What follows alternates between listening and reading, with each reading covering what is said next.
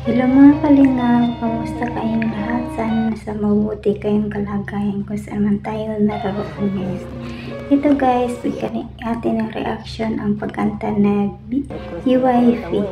Dito guys, nakikita natin na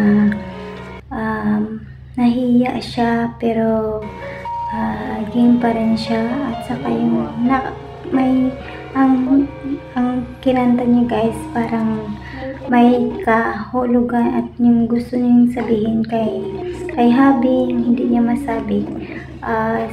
Sandali na lang ang ibig sabihin, sandaling panahon na lang makapagantay si Habi, mga mag 1 year, 18 na siya, siguro yun ang gusto niya sabihin, na sana makapagantay ka at hindi ka magbago at di mabaling sa iba ang iyong pagtingin. Siguro yun ang gusto niya sabihin pero hindi lang masabi dahil siya ay nahihiya. Sana Habi, makapag-antay ka talaga sa kay wifey kasi alam namin na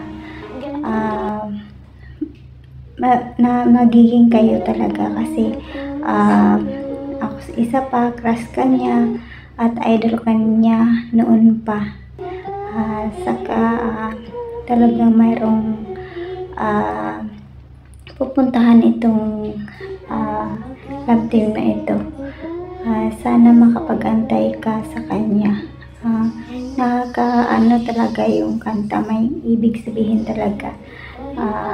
Kahit nahiya siya, sige pa rin. Yun nga yung supporters na papicture kay Beyonce, sabi niya si wifey daw mahinhin, smart at saka matino gumalaw, napakahinhin. Sabi ng supporters, sabi niya nga